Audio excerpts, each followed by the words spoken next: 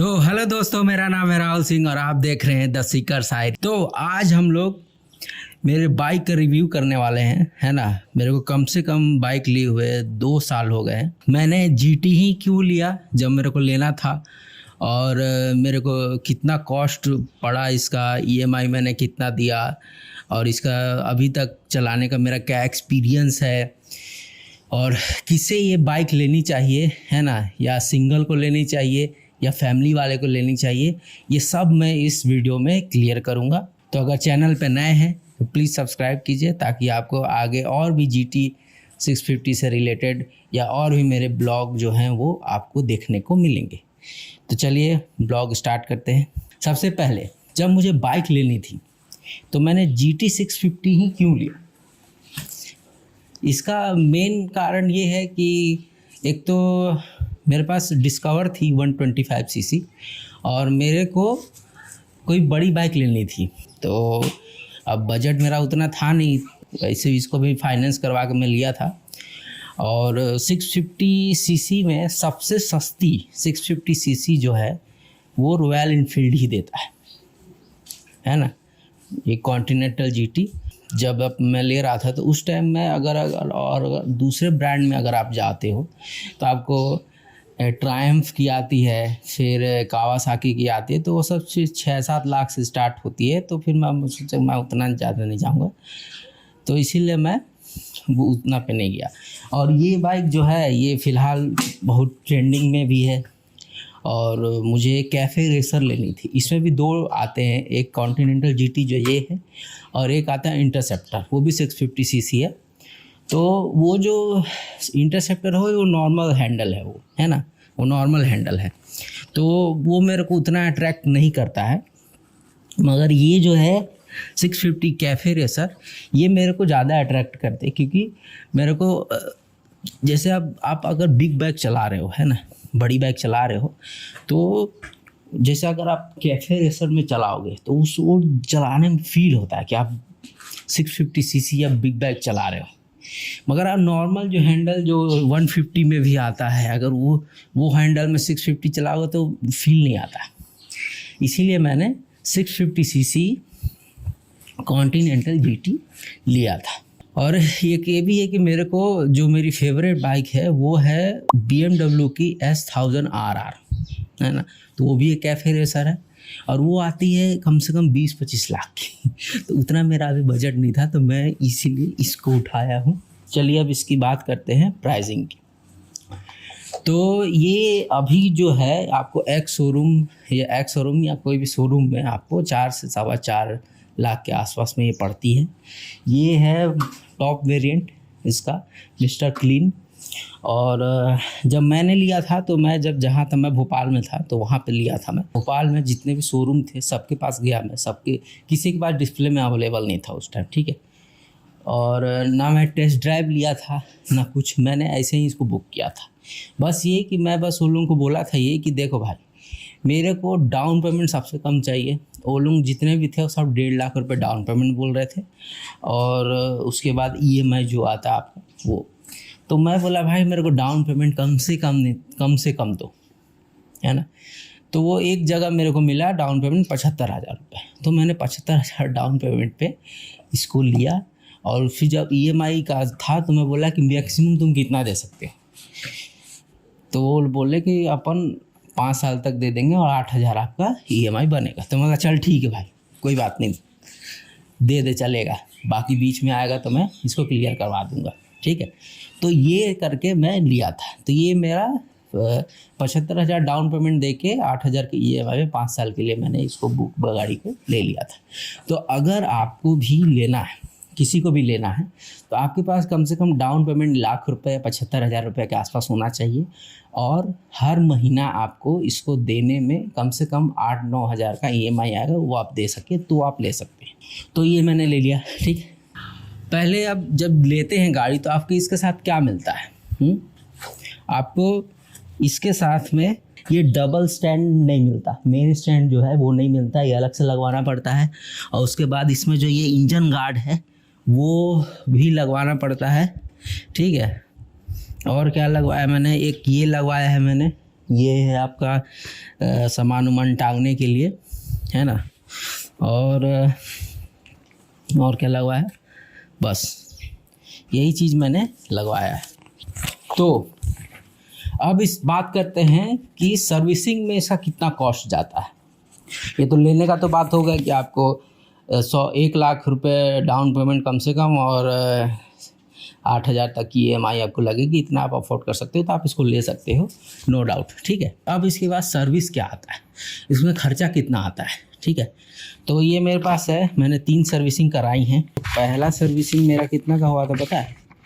First servicing मेरा हुआ था टोटल 3100 रुपये के आसपास, 3100 रुपये के आसपास हुआ था, है ना। उसमें पहला सर्विसिंग में ही आपको ये जो है क्या बोलते हैं, इसका इंजन ऑयल चेंज करते हैं वो लोग, है ना। इंजन सही रहता है मगर वो कंपनी से हो डाला आता है, पता नहीं कब करते हैं, इसलिए वो चेंज कर देते हैं।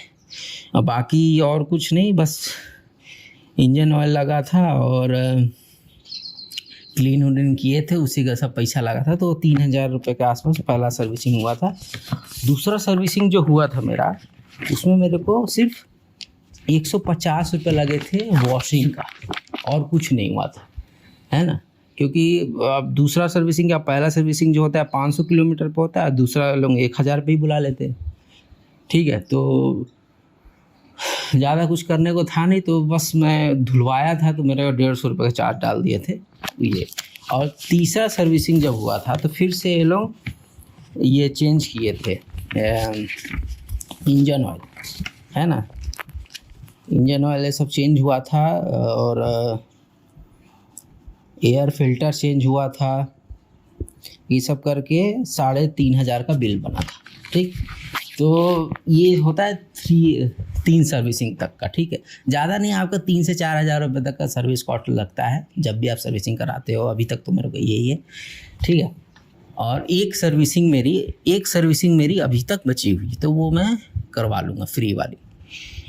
तो अभी देखते हैं, जब करवाऊँगा तब फिर आपको मैं ब्लॉग बना कर दूँगा। और अब अपन बात ये करते हैं कि इसको कौन ले सकते हैं, है ना। या तो सिंगल आदमी या तो फैमिली वाला, ठीक है। अब इसमें क्या क्या होता है मैं आपको बताता हूँ, जितना मैं इशू फेस किया हूँ या प्रॉब्लम। देखिए, अगर आप सिंगल हैं तब तो कोई दिक्कत नहीं है, ठीक है, आप आराम से इसमें बैठिए और जाइए, ठीक। अगर आप फैमिली वाले हैं और आप चाहते हैं कि मैं मम्मी पापा दोनों में बैठा के पीछे किसी को भी ले जाऊँ, तो आप नहीं ले जा सकते। ये सिंगल लोगों के लिए बाइक है, या तो गर्लफ्रेंड है तो, क्योंकि मैं बताता हूँ, प्रैक्टिकल बताता हूँ। देखो, जैसे ये है, ये जो पीछे का बैठने वाला है ये बहुत ऊपर है, ठीक है। तो कोई अगर बैठता, और ये जो सीट है ना ये कर्व है, तो जब बैठते हो ना तो लगता है कि पीछे आप गिर जाओगे। 1 मिनट, ठीक है।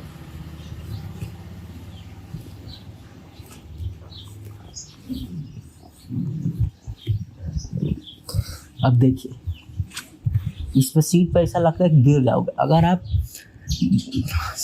वाइफ है, अगर जैसे गर्लफ्रेंड है, तो ऐसे पकड़ के बैठेगी तब तो चलेगा, ठीक है। अगर ऐसे बैठोगे तो ऐसे लगेगा कि पीछे आप गिर जाओगे, क्योंकि ये जो है कर्वी सीट है। और दूसरा, पीछे बैठने में दिक्कत ये भी है कि मैं अभी पैर कहाँ रखा हूँ, नॉर्मल जहाँ ये फुट रेस्ट है वो, मगर मैं जब पीछे बैठूँ तो मेरे को रखना पड़ेगा यहाँ। अब इतना ऊपर पैर ना आपकी मम्मी रख सकती है ना आपके पापा रख सकते हैं, ठीक है। तो ये है इसमें, क्योंकि ये बहुत ऊपर है।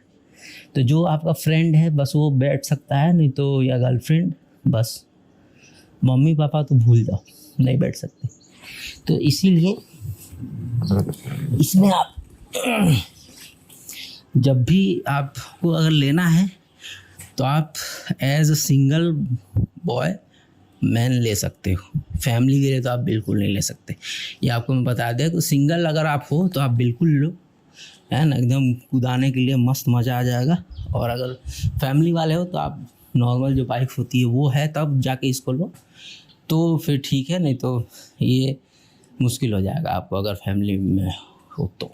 अब देखिए, मेरी हाइट जो है वो 5'6" है, ठीक है। जूता पहनने के बाद मेरे ख्याल से 6 या 7 तक चला जाता होगा, ठीक। और मैं मोटा भी हूँ, मेरा पेट भी थोड़ा सा है, ठीक है। तो मैं जब इस गाड़ी पे ऐसे गाड़ी को नीचे उतारता हूँ ठीक। तो अब मैं अगर इस गाड़ी पे चढ़ता हूँ तो देखो, एक तो जितना मैं मोटा हूँ है ना, उस हिसाब से मेरा पेट नहीं अड़ेगा, पेट बराबर है। और मेरा जो पैर है वो मैं पूरा प्रॉपर जूता पहन के रख ले रहा हूँ। 5-6 पे मेरा ये पोर्शन आ रहा है और मेरे को चलाने में बहुत सही लगता है ना, मेरे को कोई वो नहीं होता। तो अगर 5-6 से आप नीचे हैं तो ये गाड़ी एक तो भारी भी है ना, तो आपको संभालने में दिक्कत होगी। और 5-6 तक है तो ही आप लें तो ज़्यादा बेस्ट रहेगा, ठीक है। अब तो ये हो गया कि 5-6 से 5-6 तक वाले जो हैं, 5-5-5-6 वाले तक इसको ले सकते हैं आराम से, कोई दिक्कत नहीं होता है, ठीक है। अब अगर आप इसको हाईवे पे चलाते हो, अब इसको चलाने में कंफर्ट है कि नहीं है, ठीक है। तो जब आप ट्रैफिक में अगर फंसते हो तो आपका जो ये हाथ है ना, ये बहुत दर्द देने लगता है, क्योंकि एक तो ये भारी है ना। ट्रैफिक में आप जब ऐसे पकड़ते हो, ये जब ऐसे रहता है, तो जब आप ट्रैफिक में फंसते हो इसको लेके, ठीक, तो एक तो ये पूरा ऐसे आप बैठते हो, पूरा वजन आपका इन दोनों हाथों पे रहता है, तो ये जो हाथ है ना वो दर्द देने लगते हैं ट्रैफिक में। नहीं तो अगर जैसे आप अगर हाईवे पे हो, हाईवे पे तो फिर तो एकदम ऐसे भगा, एकदम मज़ा ही आ जाता है, एकदम 100 पे ऐसे चला जाता है कि आपको पता ही नहीं चलेगा, एकदम मक्खन की तरह। और मैं ऑनेस्टली बताऊं तो मैं 100 से ऊपर गया नहीं, 100 तक मेरे को ठीक लगता है, मस्त एकदम भगा। तो अब इस बाइक को लेके मुझे 2 साल हो गए, तो मेरा एक्सपीरियंस कैसा है अब मैं वो बताता हूँ आपको। पहला तो मैं बाइक क्यों लिया था, क्योंकि मैं सिंगल लड़का हूँ, ठीक है, शुरू से कोई गर्लफ्रेंड मेरी रही नहीं है ना, बाहर रहता था मैं, तो मम्मी पापा को भी ले जाना नहीं रहता था कहीं, तो इसलिए मैं लिया था कि मेरे पास बिग बाइक भी हो जाएगी और मैं जो चाहता हूँ बढ़िया मस्त स्ट्रॉन्ग, और इसको चलाने पर हैंडल पकड़ने पर लगता है कि हाँ आप कुछ चला रहे हो एकदम, ठीक है। तो ये हो जाएगा। कार इसलिए नहीं लिया इस बजट में, सेकेंड हैंड कार कोई ढंग की मिल जाती है, वो इसलिए नहीं है क्योंकि पार्किंग का बहुत दिक्कत होता है। मैं भोपाल में था, मैं ज़्यादातर चाय पीने के लिए निकलते, तो पार्किंग के लिए बहुत दिक्कत है, इसीलिए मैं कार नहीं लिया। नो डाउट ये ध्यान खींचती है, हाईलाइटेड हो जाते हो आप, कहीं भी आप इस गाड़ी लेके जाओगे तो लोग पूछेंगे ज़रूर कि ये कौन सी गाड़ी है, क्योंकि उसका मेन कारण ये है कि ये जनरली शोरूम में नहीं दिखती। ये उन्हीं को पता है जो बाइक के बारे में जानते हैं, लड़कों को, यूथ को पता है, अंकल को नहीं पता है ना। तो ये लोग बाहर दिख जाते तो मतलब बोलते कि क्या मॉडिफाई करवाए तो ये सब बोलते, तो ये चीज़ होता है। तो पूछते तो अच्छा लगता है कि भाई हाँ तो पूछ रहा है गाड़ी इतना, तो ये है। और बाकी मेरे को अभी तक में कोई प्रॉब्लम हुई नहीं, मैं इससे कम से कम 100 किलोमीटर दूर तक चला चुका हूँ, है ना, 100 किलोमीटर तक का जाना आना मैं किया हूँ, ठीक है। तो मेरे को कोई दिक्कत नहीं होती, हाईवे पे बढ़िया एकदम मस्त चलती है। तो यही सब है, बाकी और इसमें कोई दिक्कत नहीं है ना, चलाने में भी बढ़िया है। अभी तक मैंने इसका ये जो 2 साल हो गए हैं, मगर अभी तक मैंने ये एग्जॉस्ट चेंज नहीं करवाया। क्यों? क्योंकि अभी तक मेरे को वो वाला एग्जॉस्ट थोड़ा सा अभी ये थोड़ा सा ना फ्यूचरिस्टिक साउंड करता है, इसलिए मेरे को अच्छा लगता है। बाकी अगर चेंज कराना होगा तो मैं करा लूँगा, ऐसा कोई दिक्कत है नहीं, ठीक है। मिरर होगा तो ये चलाऊँगा, तो जितने भी इसमें मॉडिफिकेशन होंगे उसका मैं ब्लॉग बना के डाल दूँगा। तो चलिए दोस्तों कंक्लूज़न पे आते हैं। पहला चीज़ कि अगर आपको ये लेना है तो कम से कम आपके पास 1 लाख डाउन पेमेंट होना चाहिए और 8 से 9 हज़ार रुपये तक का EMI आपका 5 साल तक का बनेगा। इतना पैसा अगर आपके पास है तो आप इसको ले सकते हो। दूसरा, आपका जो सर्विस कॉस्ट है, सर्विस जब भी आप सर्विस कराओगे तो मुश्किल से 4-5 हज़ार से ऊपर का नहीं बैठता नए में, ठीक है। फर्स्ट, सेकेंड और थर्ड सर्विसिंग का मैं आपको बता ही दिया कि मेरे कितने हो रहे हैं ना। और जो पेट्रोल है, पेट्रोल का भी आपको चलाने के ऊपर है, जितना आप चलाओगे उतना आपका पेट्रोल लगेगा, ये है। उसके बाद कौन खरीद सकता है? जो सिंगल है वो तो मस्ट प्रिपेयर करे, इसको ले सकता है, ठीक है, आराम से, कोई दिक्कत नहीं, अकेले घूमना है। मगर वो फैमिली वाला है, जैसे अगर घर में मम्मी पापा हैं, अगर बच्चे हैं, अगर उनको चाहते हो कि साथ में से बैठ के घुमाओ, नहीं, सीट पीछे के बिल्कुल कंफर्टेबल नहीं है, वैसे स्लोप बना हुआ है, जब भी चलता है तो लगता है गिर जाओगे आप। तो पकड़ने के लिए भी ढंग का कुछ नहीं है। तो अगर गर्लफ्रेंड बैठी है तब तो पीछे ऐसे करके बैठ जाएगी, वाइफ है तो वैसे बैठ जाएगी, मगर मम्मी पापा ऐसे नहीं बैठते ना, तो वो दिक्कत है। ठीक है, बाकी और इसमें कोई दिक्कत नहीं है। तो अगर आपको इसे लेना है तो आप मैं इतना चीज़ बता दिया, आप ले सकते हो, है ना, जिसको लेना है। और अगर कुछ क्वेश्चन है आपके मन में तो आपको मेरे को कमेंट करके वो पूछ लेना, मैं आपको जवाब दे दूंगा कमेंट सेक्शन में। ठीक है, और अगर ये वीडियो आपको अच्छा लगा हो तो लाइक कर देना, शेयर कर देना, सब्सक्राइब कर देना। तो और भी वीडियो ऐसे 650 GT के, या मैं कोई और ब्लॉग बनाऊंगा तो ब्लॉग से मेनली एक ब्लॉग चैनल है, ठीक है, तो वो ब्लॉग आपको आते रहेंगे। ठीक है, फिर मिलते हैं दोस्तों नेक्स्ट वीडियो में।